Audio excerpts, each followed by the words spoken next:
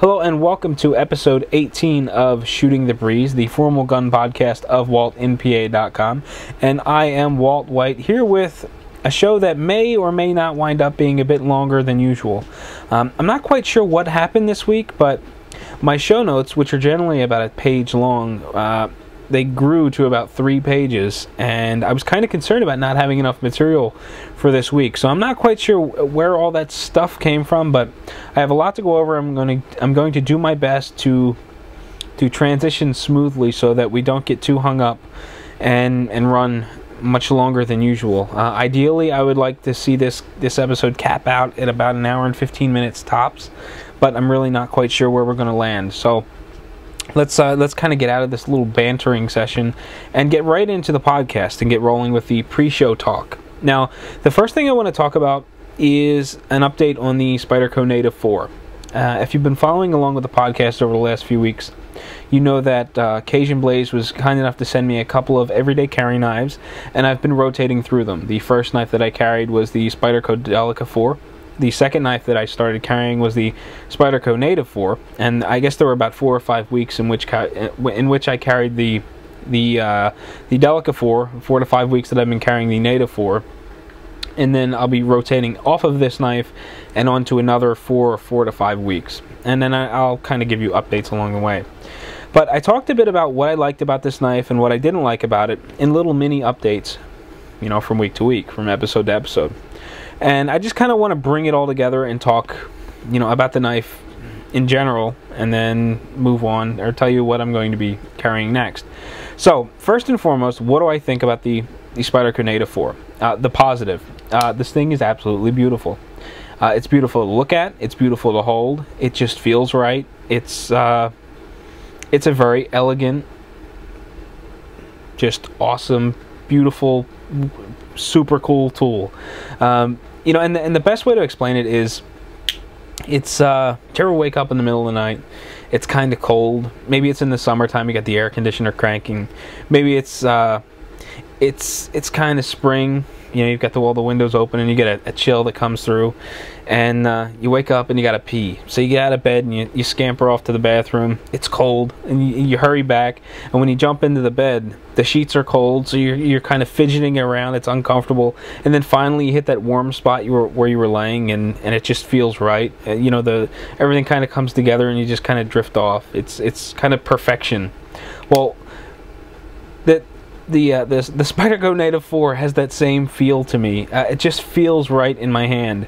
You know, if I grab the knife low, it just doesn't feel right. It feels like I'm squirming around in the cold part of the bed. And then finally, when you choke up on the knife, it feels right. It's perfect. It just feels balanced in my hand. It feels like a precision tool. It just feels perfect. I like the weight. It feels well made. It's a bit heavy compared to the Delica 4. And that extra weight, it feels good in the hand, however it doesn't feel good in the pocket. It feels as though you're carrying around a heavier knife. The Native 4, or I'm sorry, the Delica 4 definitely feels lighter. Another thing that I'm not crazy about with the knife is the location of the hole. With the Native 4, this is the Native 4. I'm getting the knives mixed up. With the Delica 4, the hole kind of sticks out a little ways. You know, it's getting to it is really easy. It's clear. There's nothing shrouding it, and the operation of the knife is just smooth and fast because that hole is right there. You just kind of grab it with your thumb and flick it open. The Native 4, however, the very bottom of the hole is shrouded by the carbon fiber frame of the knife, or the handle of the knife, and a lot of times I'll feel like my thumb grazes past the hole, or it doesn't get caught on the hole just right. You know, the tip of my thumb will just hit the quadrant of the hole and bounce off, and sometimes the knife pops open, sometimes the knife pops partially open and then just kind of snaps shut. Sometimes I don't get the knife open all the way. More often than not, it works. However, it takes more concentration, a little more effort than the Native 4 that is just there, and it operates so quickly. The only other issue that I came across with the knife that I wasn't crazy about is the clip. It's an oddball size Torx. It takes a Torx head, and I don't have anything that small. I intended to switch this over. I wanted to take the clip from this side and stick it on this side. The reason being, I'm carrying this knife in my left pocket like a right-hander. So what that means is I get this blade that's facing the front of my pocket. So every time I stick my hand in my pocket to grab something, the meat of my hand is gliding across the blade. Now, it hasn't been an issue. The knife isn't like popped open and sliced me or anything like that. But just having my hand kind of grind against the blade was really uncomfortable, and I wanted to switch the clip around. Now, the reason I was hesitant for so long is because I'm right-handed, but probably 50% of the time I have a pocket pistol in my right pocket, and I'm not comfortable with the idea of having both my knife and my gun in my right pocket. So I wanted to carry the knife as kind of like a backup on the left side, on my weak side. And what that meant was either learn to operate the knife quickly with my left hand, which I wasn't crazy about, or simply transfer hands one to the other. And the way the knife is situated, when it goes down into my pocket, I can grab it, pull it out, and then put it in my right hand. It opens. It's not a crazy step. You know, it's not a great way for a self-defense tool to be switching hands. But because I'm using it mostly for utility work and I have a gun in my right pocket, I don't mind the switching of the hands. However, I was getting a little annoyed with kind of rubbing my hand against the blade. So I wanted to switch the clip. Unfortunately, I don't have a Torx head small enough to switch this clip from one side to the other, so it's still on one side. All in all, this knife is awesome. It's well made. It's beautiful when you look at it. It feels just right in your hands. However, from a practical sense, everyday carry, I'd rather have the Delica 4. It's a bit lighter. As I mentioned, it's easier to operate. The hole is just kind of sticks out there a bit more. The frame is really grippy. The carbon fiber frame was fairly smooth. I mean, it never slipped out of my hands, but this frame it's machined in such a way that, you know, your skin really binds on it, and it really prevents the knife from slipping when you start cutting into heavy stuff.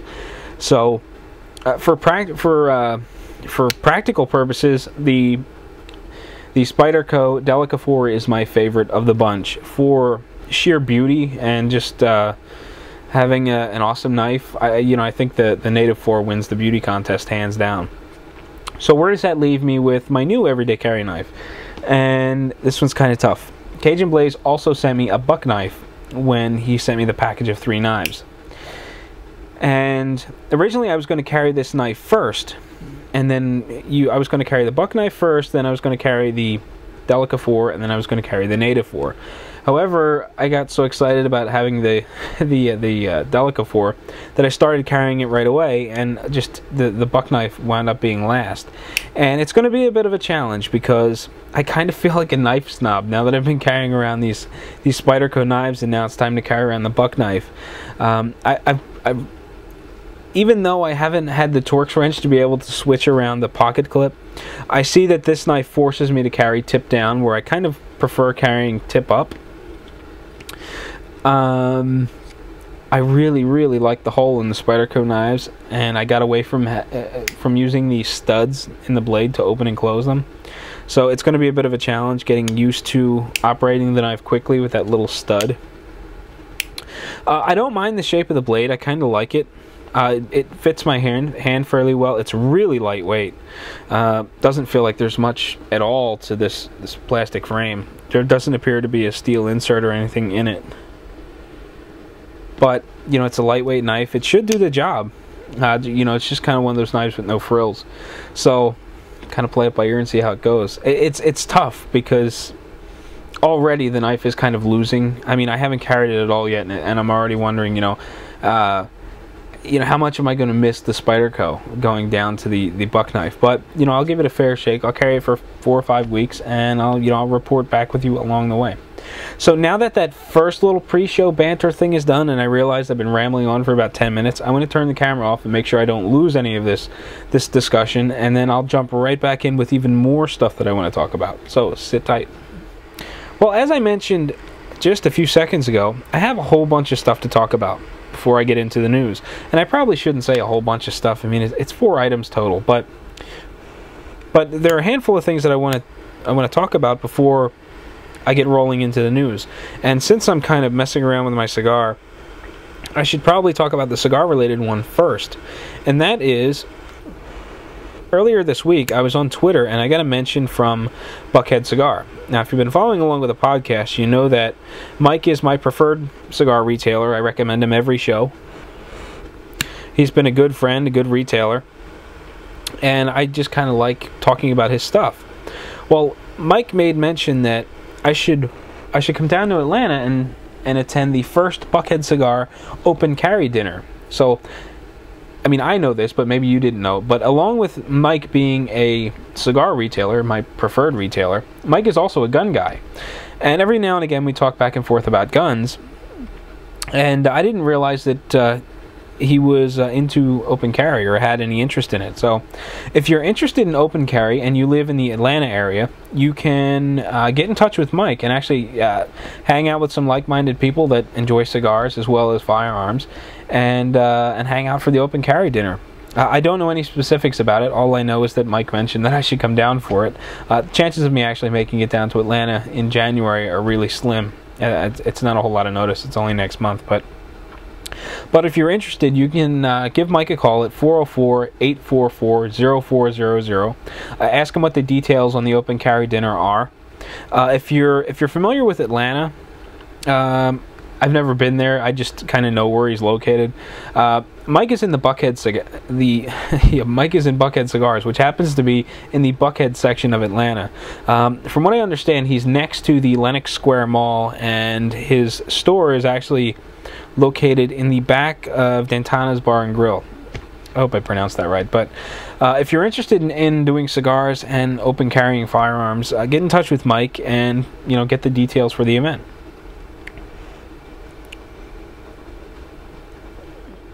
Well, 2 items down, and since I've got horrible segues from one topic to the next, I might as well just kind of bullet point these. The first 2 items are done. The next thing I wanted to talk about was some more feedback I received on the issue that I'm having with the DeSantis Nemesis pocket holster. Earlier this week, I received a direct message on Twitter from the Unnamed Trucker, from the Road Gunner podcast, and he had mentioned that he had a similar problem with a DeSantis Nemesis pocket holster, with rear sights catching on the holster, or catching on the seam, and he suggested that I do what he did, which was take some black duct tape and create a ramp inside the holster that sort of bridges the gap between the base of the holster, or the fabric that encases the gun, and the seam that reinforces it, or reinforces the holster, so that there is nothing for the sights to drag on. It just kind of creates a ramp, and the sights just come clean out and don't have a chance to snag on anything. It sounds like a great idea and it's really simple to do. I mean, the other suggestions that I received sound really effective. However, this kind of doesn't require anything. I can go to Walmart and buy duct tape, and I certainly know how to use duct tape. Cutting the holster and reinforcing it with the new, or with a new seam, that is a little bit out of my comfort zone in my league, but duct tape, I can do duct tape. That's no big deal. So I may give that a try. I'm still interested in reaching out to DeSantis to see if maybe I got the wrong holster, and maybe they have something designed for the bodyguard that doesn't allow the rear sights to snag on it. And aside from that, I'm kind of interested in picking up the Uncle Mike's holster as recommended by JP over at Empty Mags. It's not a huge investment. However, he seems really happy with his Uncle Mike's pocket holster, and for what they charge for the holster, it's less than $20. It's probably worth having an extra pocket holster around anyway, because they fit a variety of guns. So if I upgrade or ever change pocket pistols, the Uncle Mike's pocket holster is sized for one specific size gun, not for a specific make and model. So that's kind of cool too. But bullet point 3 done. Well, for the last piece of, I guess this is best described as pre-news talk, I have something that just kind of crossed my mind earlier this week, and I thought, hey, this would be kind of cool to talk about. So I typed up a couple of quick thoughts. Actually, while I was sitting in front of the TV, on Wednesday, I had a message on Twitter from Corey C. Zerby. He's a friend of mine. We've gone out shooting once, and he refuses to go out shooting with me again. But we get together every now and again for a cigar at a local cigar shop. And every time we sit down in a cigar shop and talk, it's usually the same thing. We talk about cigars, we talk about guns, our kids, things like that. And I always, every time I talk to him, I always tell him, I always, for some reason, I forget that Wednesday Night at the Range is on the Outdoor Channel. And I really like it, but I always forget that it's on, and I wind up missing the shows. So on Wednesday, I get a message from Corey. He says, hey, don't forget the Outdoor Channel with Wednesday night at the Range. I was in the middle of a cigar. I had forgot about it, but once I finished the cigar, I headed upstairs and I put on the Outdoor Channel and I started watching it. And like usual, I missed the vast majority of Gun Stories, which is a show that I really like. I wish I could catch them full length more often, and I wish I could just kind of get them on iTunes or something, and because they really are that good. But anyway, I ended up missing the vast majority of Gun Stories, and Shooting USA came on, and it was a really, really good episode. In this particular episode, there was Smith & Wesson training was kind of featured, and a number of women from the Smith & Wesson organization, or people tied into Smith & Wesson, were going through this training seminar for women only. Some of the women that were there actually work for Smith & Wesson. Some were family of people that work for Smith & Wesson. There were some sort of ties into Smith & Wesson. And this big long class was being held where the women were given a chance to fire a variety of guns and do some training and things like that. And a lot of the women had very limited experience, and they were doing some really stressful, kind of cool stuff. Initially, they were just kind of firing from the firing line. It wasn't a whole lot of in-depth, really stressful stuff, but they graduated into a classroom environment where two masked men barged into the room with blue shotguns, just plastic fake guns, and pretended to hold up the room. And the objective was to see how the women handled it, and see how they reacted. And it seemed to really take an emotional hit on a lot of the women. There were a few that kind of started tearing up, but the vast majority of the women handled it really well. From there, they were doing some more shooting with Smith & Wesson Bodyguard, and it was kind of interesting because initially the women were saying that the trigger pull was too heavy. That long double action trigger pull at 12 pounds was just too much. They had difficulty overcoming it to fire the weapon. And then when they started doing a competition of sorts where they were putting two women head to head, and the objective was to pick up the gun, load it, and then chamber around and fire around and hit this steel plate so far away. When the adrenaline got pumping and they were competing against one another, they found that the trigger weight was perfect. It wasn't a big deal. They were pulling it with ease. So that was kind of cool. And then the last part of the show that I remember was this really stressful environment where the instructor and the woman get dressed up in these padded suits, and they go walking through like a shoot house. And as they're walking along, they're having kind of like a normal conversation back and forth. I mean, it's kind of difficult. They're both like suited up in these super suits, and they're trying to have a normal conversation. And as they come around the corner, the woman excuse me, in training, looks down a corridor, and there's a guy with a knife, and he's stabbing a dummy. He's kind of freaking out, and it's at this point they have to make a decision and do something. The guns are loaded with rounds that have like a powder tip in them or something, so they will actually fire. The projectile will leave the gun. However, with the padded suits, no one will be injured. They're wearing like masks, full headgear, things like that.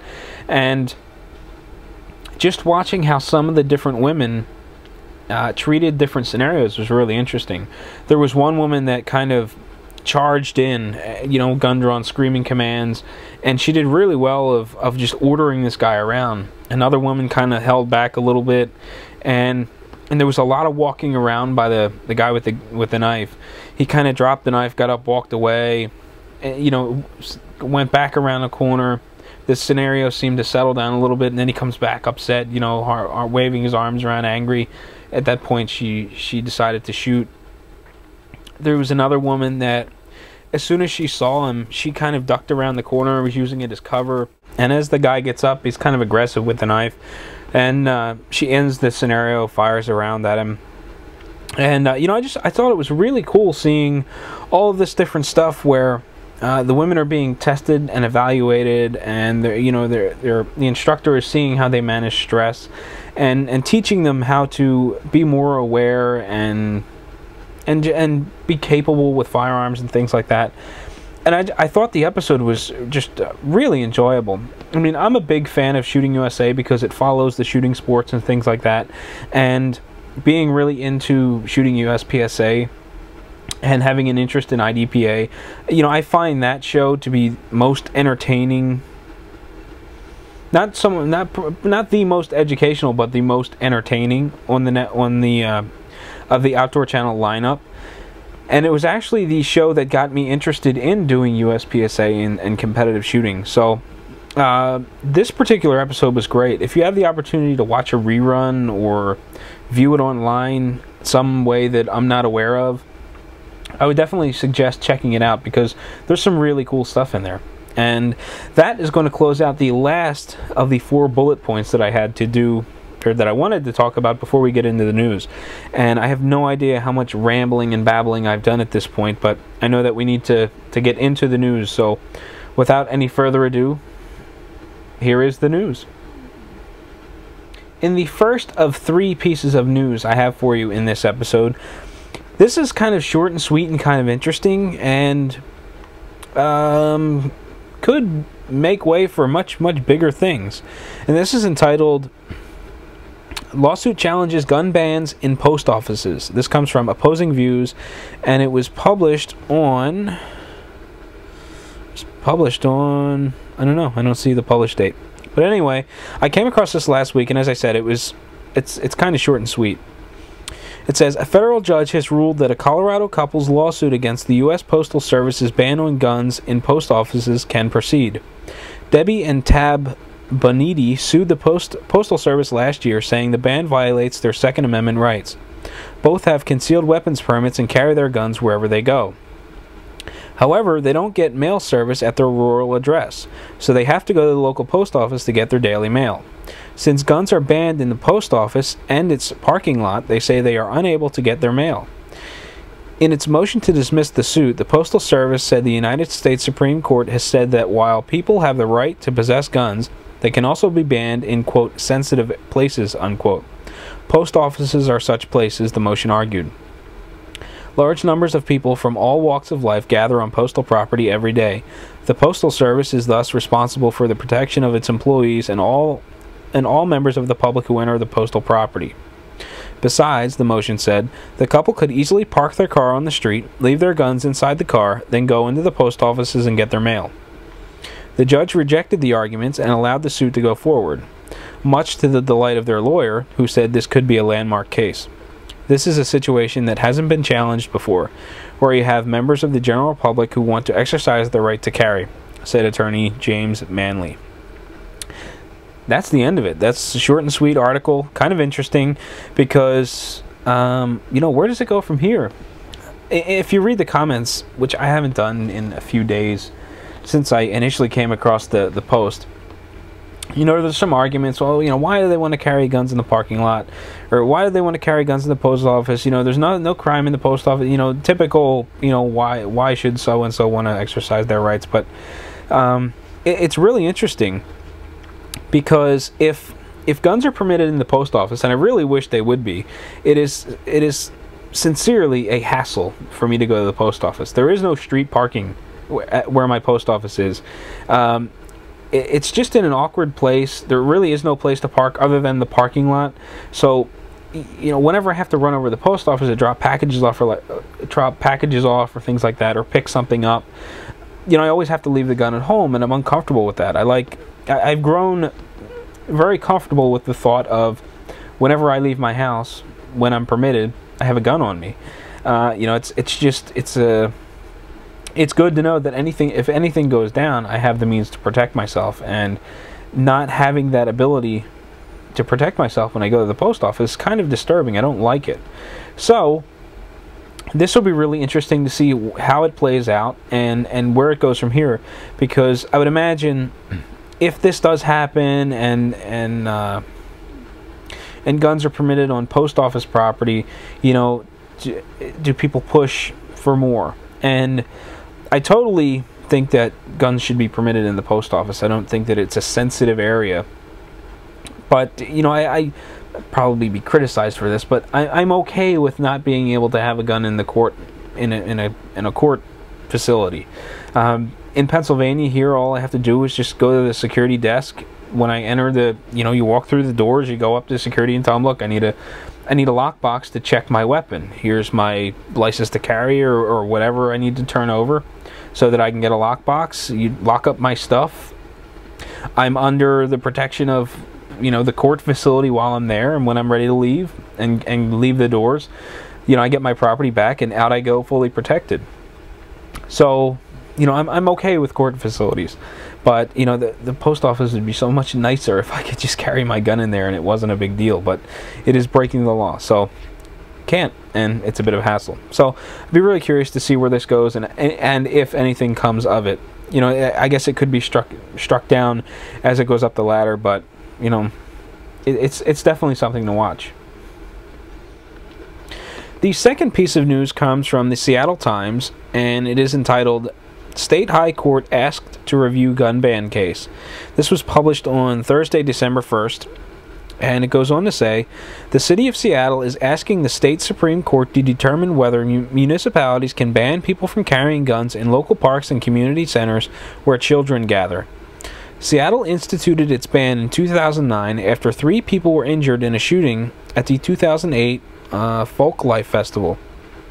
Several individuals with concealed weapons permits challenged the ban, and a King County Superior Court judge struck it down as preempted by state law governing firearms regulations.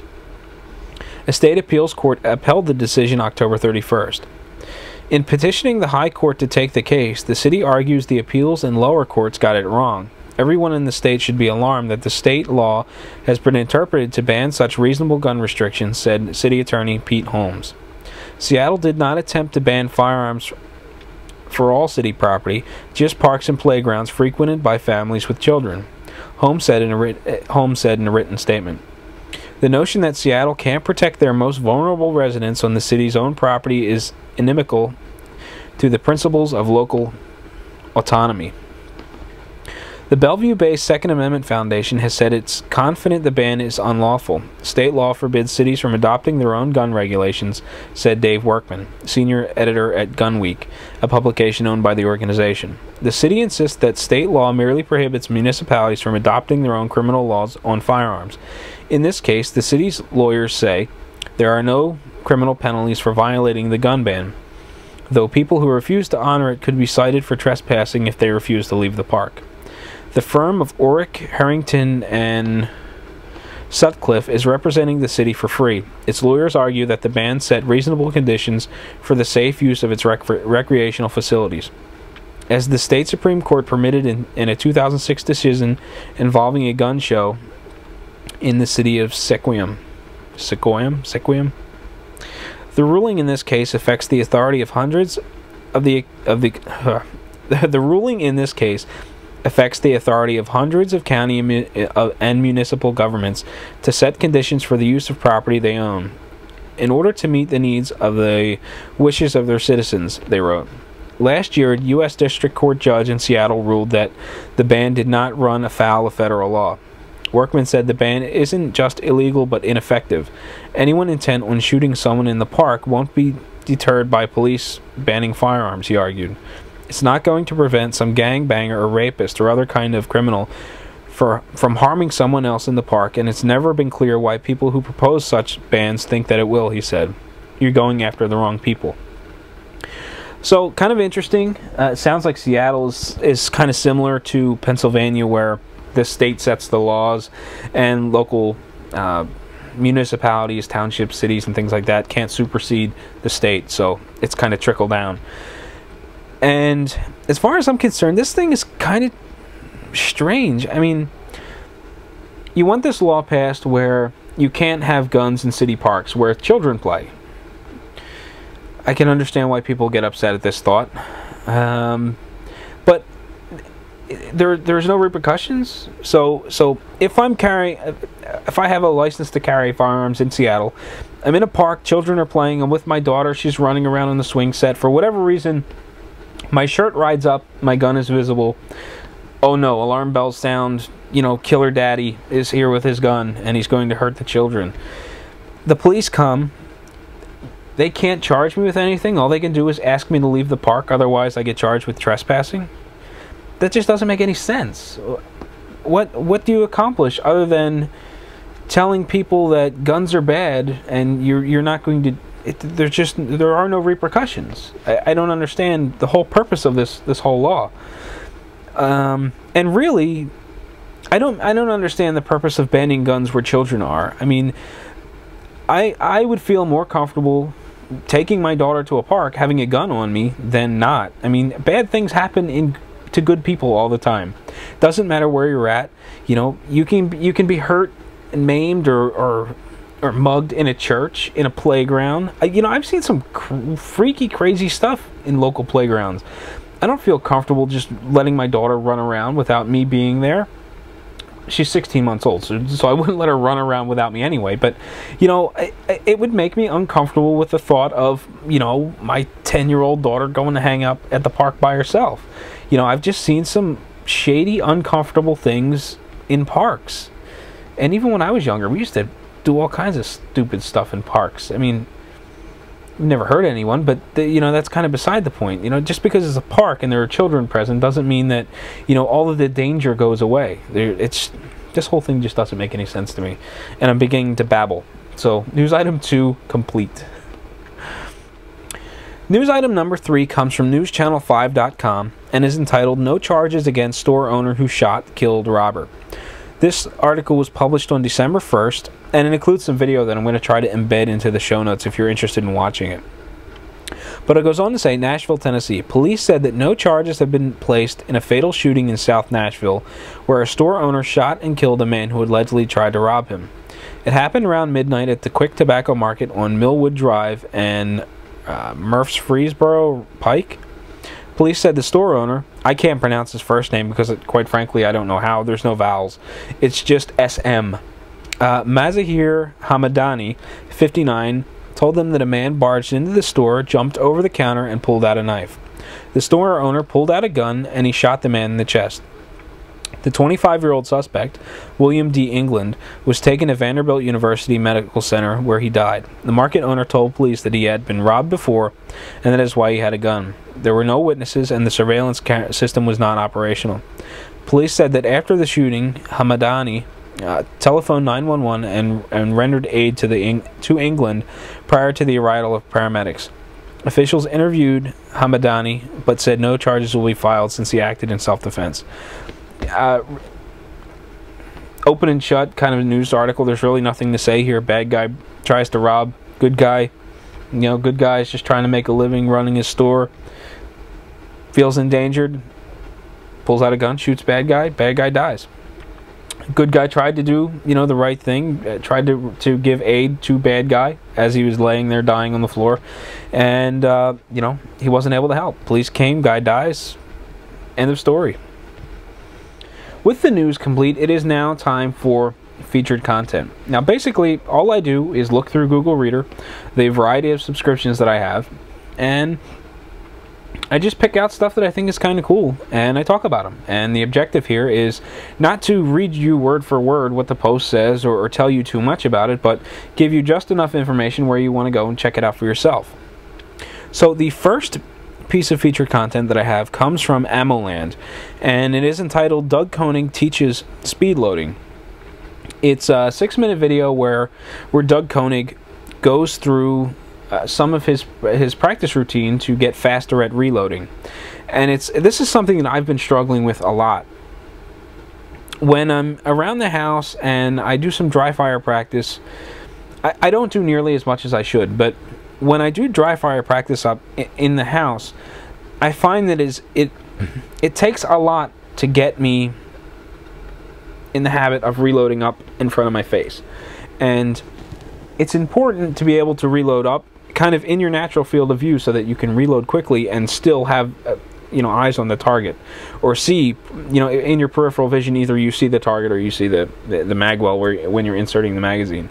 But when I get out into matches, I start reloading down here, and I don't know why I do this. It's probably because I don't have a built-in muscle memory. I don't dry fire practice enough with reloads, and I'm not doing it up in front of my face enough.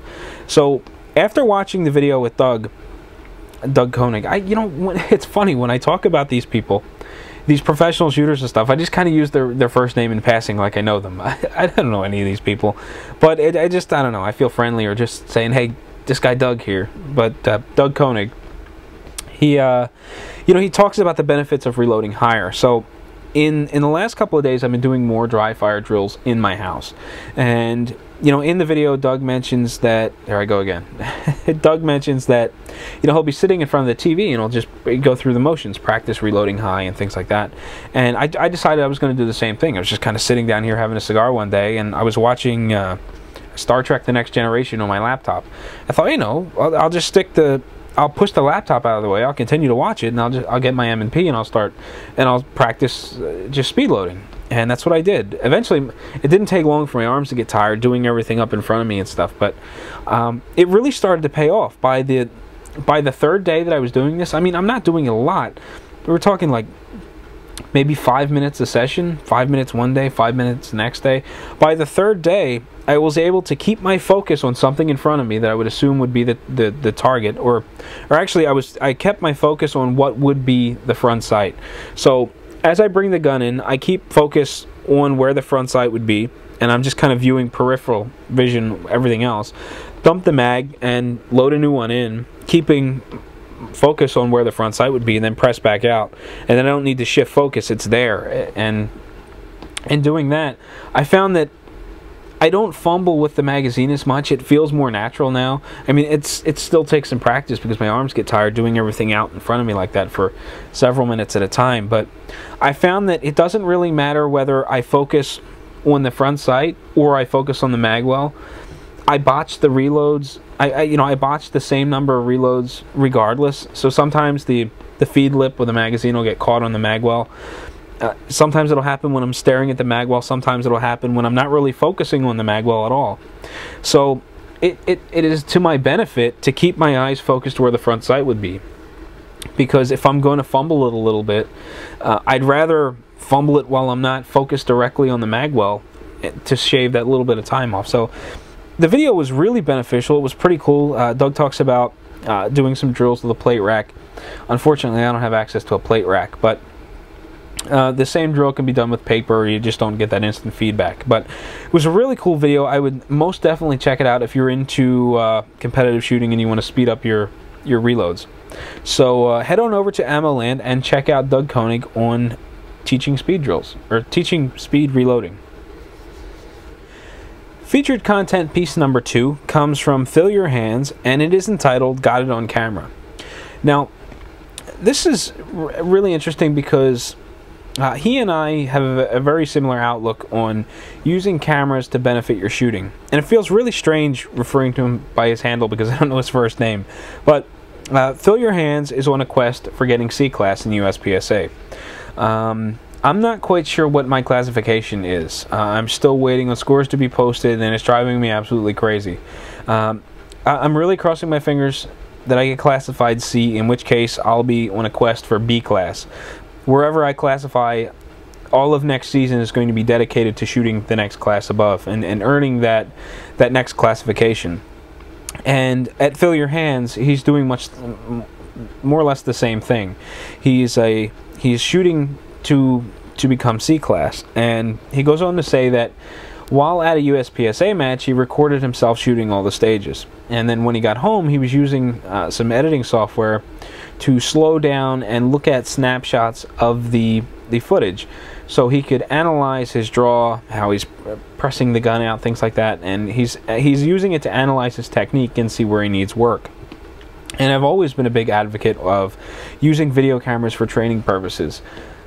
When I go to the range, I typically take 2, and I generally have a 3rd in my range bag. It gets kind of bad. It's like really techno geek fest sometimes when I go to the range, because I'll have a little flip cam set up on a little tripod, and I'll stick it on a shooting bench, and I'll aim it at me, and then I'll put my Contour HD camera on, and then when it's all said and done, I try to merge the video so that you actually see me shooting, and then there's a picture-in-picture of what I see when I press the gun out.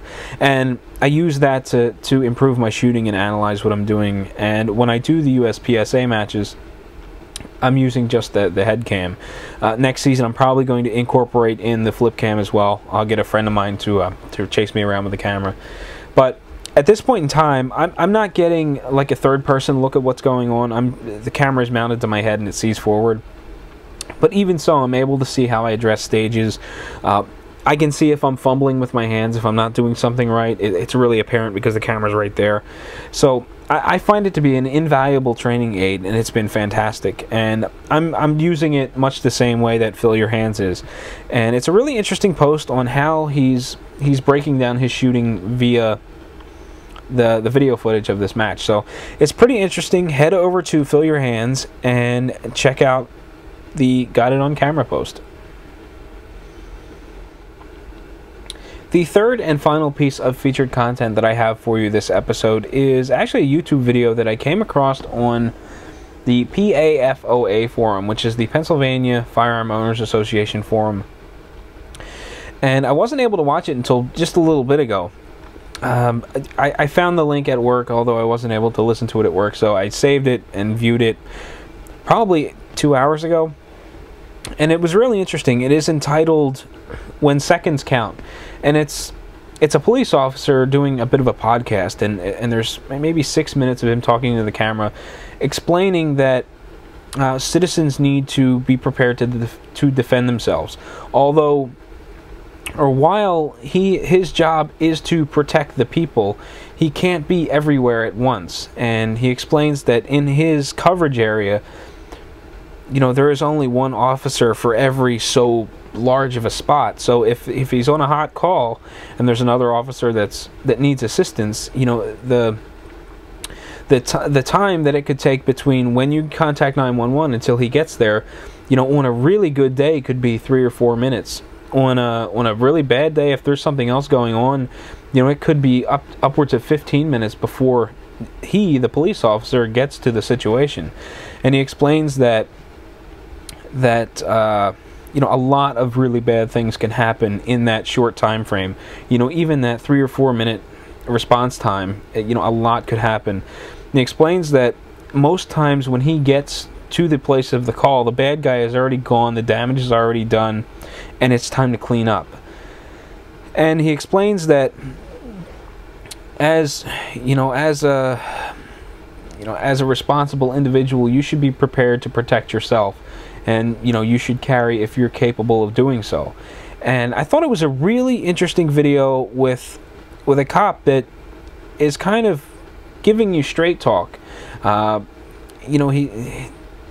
He's not feeding you a load of bull. He's not talking himself up or making himself sound like he is your holy savior, and he's going to charge in and save the day. He's just kind of being really blunt and honest and saying, hey, look, it takes time for me to get from where I'm at to where you're at, and if you're in trouble, that response time could be the difference of a lot of really bad things happening, life or death kind of things. So I thought it was a really interesting video, and I had a lot of respect for this guy. He just kind of put it all out there and just kind of spoke his heart, and I thought that was really cool. So maybe I'll embed it, maybe I'll make you go over to his YouTube channel so that you can subscribe to him. But either way, this video is definitely worth watching. Again, it's only 5 or 6 minutes long, but it's very informative, I think.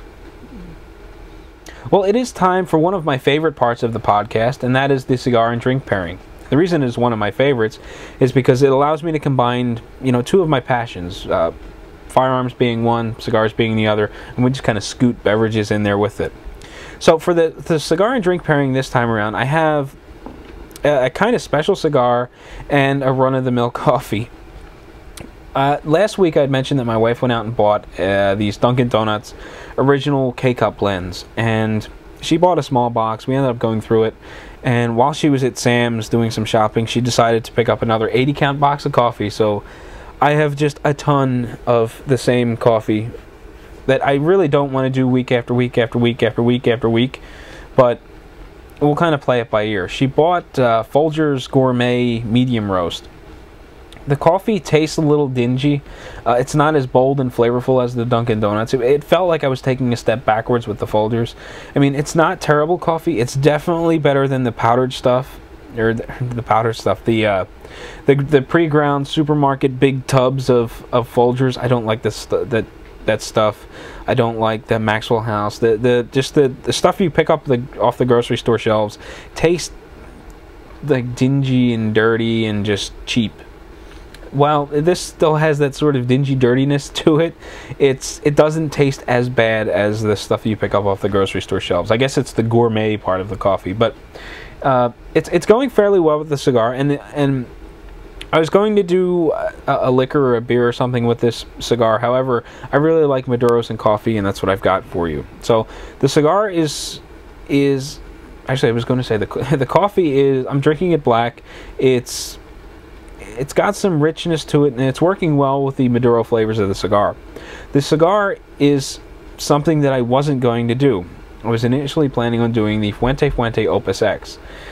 However, when I started digging around looking for an Opus, all I could find I found a Power Ranger, which is a fairly small cigar, and another smaller format Opus X.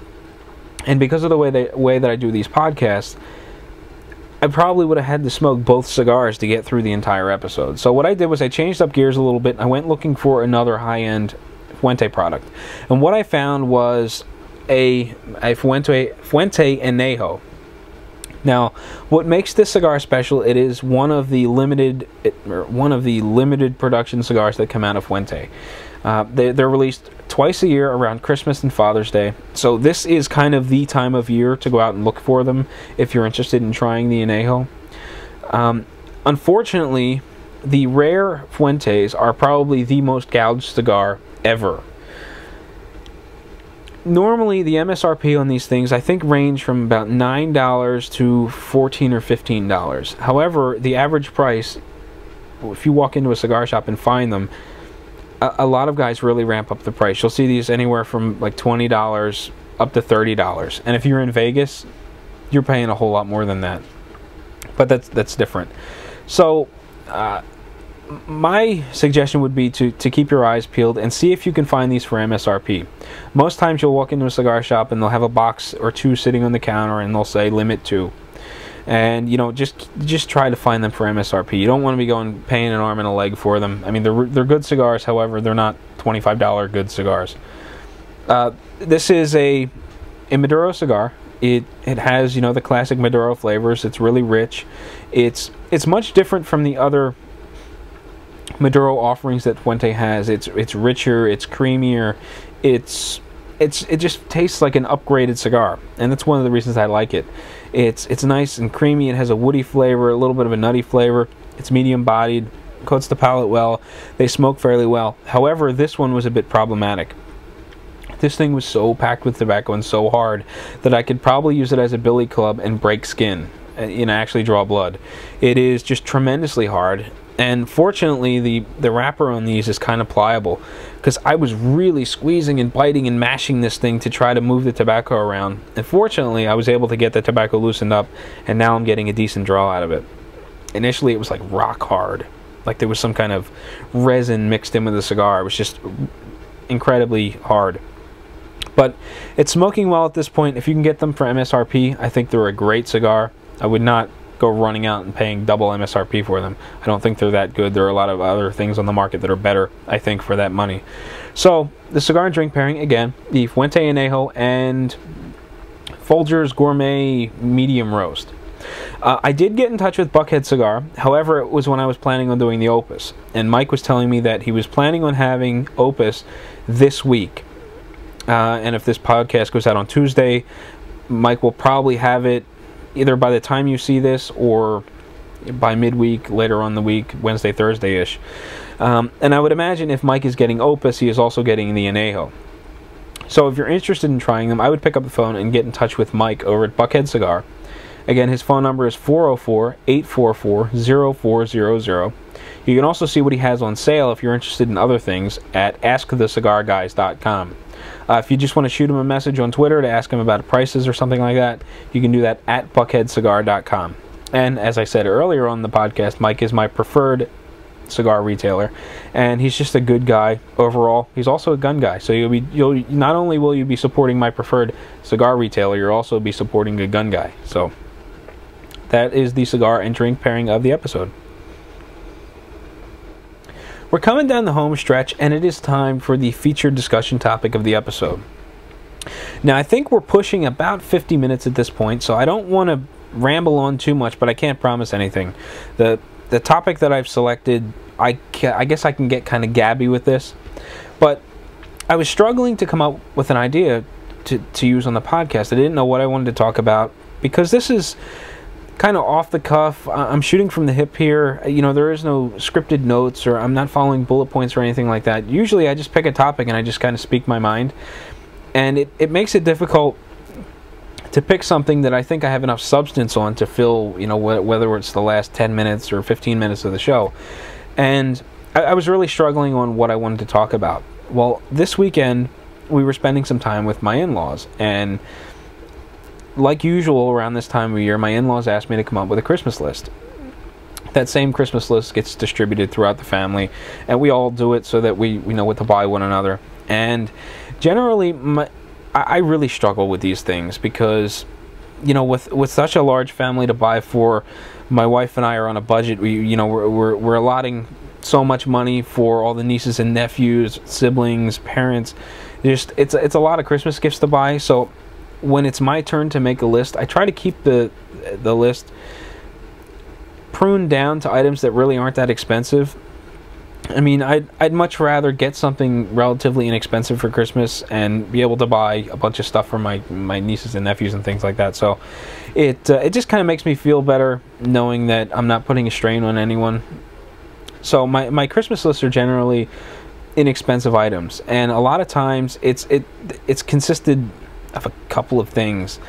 You know, there might be a handful of items that I need for around the house. There might be a handful of cigar-related items. Usually there are a handful of shooting-related items over the last couple of years. And, you know, I thought, you know what, this year I want to build on the list of fairly inexpensive items, and I kind of want to create a wish list to put on my blog. Just kind of like, no concern for how much it costs. Just these are some of the things that I would love to have. You know, if Santa Claus were dropping down the chimney and we're going to start whipping out guns and gear stuff, you know, this is what I want. So what I have for you, and this coincides with December and Christmas, is my guns and gear Christmas list. And it starts off with safety glasses. Just a decent pair of safety glasses that don't fog up would be awesome. When I first got into shooting, I picked up a pair of just Remington yellow tinted safety glasses from Walmart. They were a couple of dollars. They really weren't expensive at all. I think they were $5, $6, something like that. And they worked fairly well for short range sessions. I'd go to the range, I'd wear them for an hour, no big deal. They worked fairly well. The yellow tinting seemed to be beneficial in low light situations, or when I was getting in the range and it was kind of overcast and things. The yellow really started to bring out the targets and made it a little bit easier to see. But I was finding that when I was spending more time at the range doing USPSA matches and things like that, wearing the glasses for an extended period of time really began to hurt mostly my nose and my ears a little bit. So I really didn't like wearing them, and I started looking around for something else. I picked up a really cheap pair of just general construction safety glasses, and they were clear, they were lighter, they felt a little more aerodynamic on my face, if that makes any sense. And the biggest problem I have with those is they are just as uncomfortable as the yellow Remington glasses. However, they fog up something fierce, especially in the beginning of a USPSA match. I'll be running around. Next thing I know, I've got these big fog area right across my eyes. I constantly have to take them off and wipe them off. So for Christmas, I would love a pair of non-fogging safety glasses that are relatively comfortable. You know, they don't have to be super expensive or anything. You know, 15, 20 bucks. That would make me happy. I can't see dropping $100 on, you know, like gargoyle safety glasses. They may look good, they may be very comfortable, but it's really difficult for me to spend that kind of cash on safety glasses. I don't know why. I struggle to get my head wrapped around spending that much money on a pair of safety glasses. The next thing on my list is custom molded earplugs. Now, I know it's really difficult to get custom molded earplugs for Christmas without knowing about it, because, you know, they have to dump the stuff in your ear and actually form them to your ear since they're custom molded. But I'm an earplug kind of guy. I've been working in loud environments since I was younger. I think I got my first job working in a factory at around 12, 13 years old. And I've never liked the feel of having these big giant earmuffs on. And even the low profile ones that I bought for shooting, they just don't block out enough sound. I've always gone back to standard earplugs. You know, the one size fits all stuff seems to work fairly well. However, you know, I want something that's just a little more comfortable, and I want something that works a little bit better. And I think that custom molded plugs will get me both more comfort and better hearing protection. So that's item number 2 on my list. As I said, I can get kind of gabby here. My list grew fairly big. The third item is In the Gravest Extreme by Massad Ayoob. It's a book that is out of print, and from what I understand, this is more or less the classroom portion of the Mag 40 class. I mean, Mag 40, I guess, has been adapted and covers more stuff because this book is older and out of print. But from what I understand, it's got some really solid information in it. And it seems to be a little tough to come by because it's out of print. You have to find used copies. The used copies seem really expensive. They're probably double, or maybe even triple what the new book price would have been when the book was released. But I would love to get a copy of the book. I'm a big fan of Massad Ayoob. I could sit here and watch YouTube videos of him talking for hours and not get bored. And the same applies for his writing. I have the Gun Digest book of concealed carry. And I have How to Gunproof Your Children, or Gunproof Your Children, the Handgun Primer, and all of them have read really well. So I would like to have In the Gravest Extreme. Third is Smith & Wesson M&P 17 round 9mm magazines. As I mentioned in the last podcast, I need some more, and even if I were to go out and buy myself a couple, I could use even more. It's just one of those items where, if I had 50 of them, that would be fine. You know, I don't need to cut it off at 6 magazines. So, you know, if these things just started flooding in or something, I certainly would not mind having a bunch more 17 round magazines for my M&P. Another item I would like is the Smith & Wesson Bodyguard 6 round magazine. I only have one that came with the gun. I'd like to get a couple more. Not that I do a ton of shooting with the 380 because of how expensive it is, but I'd like to have another magazine or two handy. In the ammo department, the UMC Mega Packs 250 round 9mm 115 grain is what I shoot for USPSA. Having one or two of those sitting around would be fantastic. I was going to say something else, but it would be great to have a couple more to kind of ease the strain. When I started shooting in November, when I did 3 matches, it got really, really expensive because I was buying one of those mega packs for every match. And that pretty much seems to be how it works. I'll buy a mega pack. That's what I use for the USPSA match. Sometimes I'll have 50 rounds left over. That's generally practice ammo. And then next match I'll try to buy another mega pack. So that'd be awesome to have.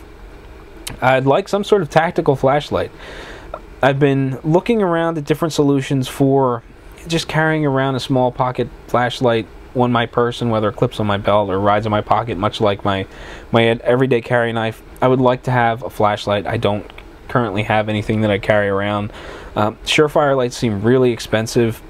Or Stream, I don't remember whether it's Streamlight or Surefire. One of them are really expensive. The other one is more affordable. I would probably lean more towards the more affordable one if I was going to go out and buy it myself. I would like another Spyderco knife. And actually, since I've been carrying around the Delicate and the Native 4, I really like the Spyderco brand, and I would like to give a try. I would like to try the Endura 4 or any of the larger format Spyderco knives. These smaller ones carry really well, and I'd be interested to see how the larger knife carries and if it's comfortable for me. So a Spyderco Endura 4 would be awesome. I'd also like a new holster for my M&P, not for concealed carry, not for USPSA. I don't know whether it would be like a Concealment Solutions holster or a Theiss holster, but I would like to try something other than the brand that I currently have for my XD Crossbreed. You know, the Crossbreed is a very solid holster. It works really well. It's really comfortable. However, I'm hearing great things about these other holster makers, and they're a bit more affordable. So I would like to try maybe a Concealment Solutions holster or a Theiss holster, both with a combat cut, just to see how they work and give me a little more options so that I could carry my M&P if I wanted to. Another item on my list is a shot timer. I have a Shot Timer Pro app for my phone. It was on the Android market. I think it cost me about $10. However, I have not been able to use it. I've tried a couple of times, but it just didn't work because of my situation. I broke the clip for my phone, so I was sticking the phone like on a shooting bench and trying to make it work. It just wasn't. Since I got the new clip for my phone, I haven't been able to get out to the range and try it. But I like the options that having a Shot Timer app gives you, like being able to share the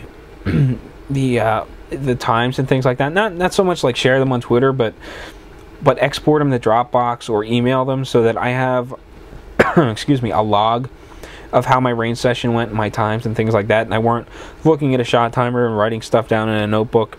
You know, I really like having it in my phone, but it just doesn't seem to work as good as the shot timers that you see at matches. So I would like something that works really well. I mean, I've been eyeing up the CED 7000. I'm not quite sure why. It just looks small and compact and comfortable. So any shot timer would do.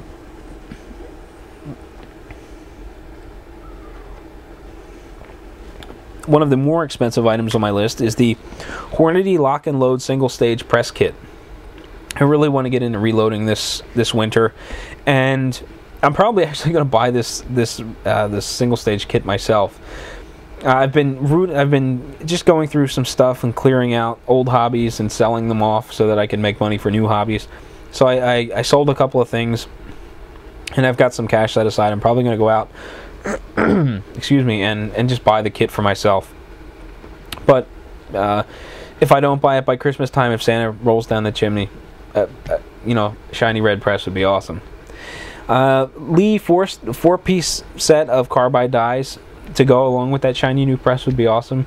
I was originally looking at the Lee 3-piece dies. However, Miguel from Gun Free Zone was suggesting that I go with the 4-piece die, or the 4-piece die set.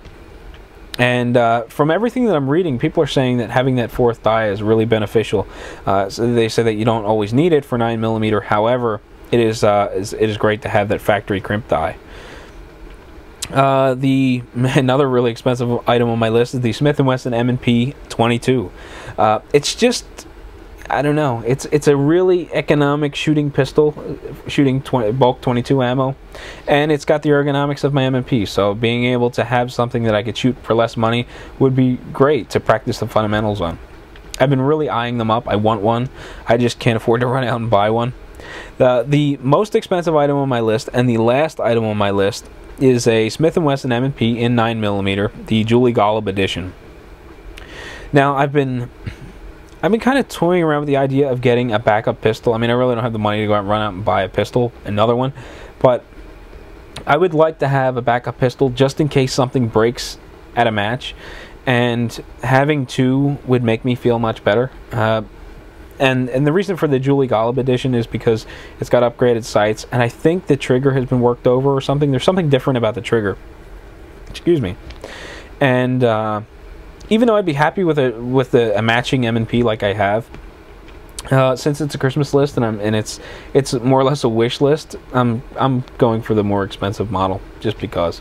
I could say I want an M&P Pro, but I really don't. For USPSA shooting, Shooting production class, I don't want like a Pro Series gun. I wouldn't feel comfortable shooting an XDM or a Glock 34 or an M&P Pro. I just, it's production division. I want a production style gun. I don't want a production gun that's been designed for competition.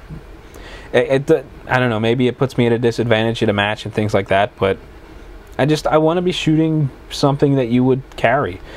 Although you could certainly carry the Glock 34 or the XDM or the M&P Pro, I just kind of feel better about having the standard issue M&P. Only the upgraded one with the sights and trigger. Well, it is time to close out the podcast. This is the part where I thank you for watching episode 18 of Shooting the Breeze. It's amazing. I've gone through 18 consecutive weeks of podcasts. I'm really looking forward to that mini goal of hitting 25 podcasts. At first it was 10. From 10, my mini goal was 25. Then I'll celebrate at 50. But it's been a great ride. Reader feedback has increased, viewership has increased slowly, and just generally, I enjoy doing these things. It's a lot of fun, and I hope you enjoy watching them as much as I do recording them. I mean, I probably sound like a knucklehead sitting here for an hour and 5 minutes or so, just talking to the camera with no one else in the room. It's kind of strange, but it's fun. I've been doing it a long time for a cigar-related site in Stogie Review. So I've developed, I guess, a bit of a comfort with the camera, and I don't mind just sitting here and rambling on and on and on again. The only downside is I don't have anyone sitting next to me saying, hey, you've been talking enough, shut up now. So I hope I didn't ramble on too much in this episode. I was really surprised it came in at about an hour and 7 minutes or so. With all of the show notes, I was really expecting this thing to get really long, but it kind of worked out in the grand scheme of things. I didn't want to push over an hour and 10 minutes, an hour and 15 minutes, and it just kind of seemed to work out. But again, this is where someone should be saying shut up and kind of end the show. So with that said, I want to thank you for watching episode 18 of Shooting the Breeze, the formal gun podcast of WaltandPA.com. I should have put kind of a disclaimer at the beginning, but we'll do it now. And that is, I am not a professional shooter. I don't claim to be a professional shooter. Everything that you heard in this podcast is solely my opinion, and take it as such. If for any reason you want to get in touch with me, you can do it in a variety of ways. You can comment on this podcast or any post on my blog, and I will do my best to respond to your comment if you have a question, or just respond to you in general. That's my little way of saying, hey, I appreciate you taking the time to comment on the blog. I want to acknowledge you and comment back. So you can do that at waltandpa.com. You can email me at walt@waltandpa.com. I'm also on Twitter at waltw. You can reach me on Facebook or Google Plus as Walt White. I'm on a handful of forums. Look me up. I'm in a variety of places, and I'm pretty open to communication. So, again, thank you for watching episode 18 of Shooting the Breeze. I will catch you later.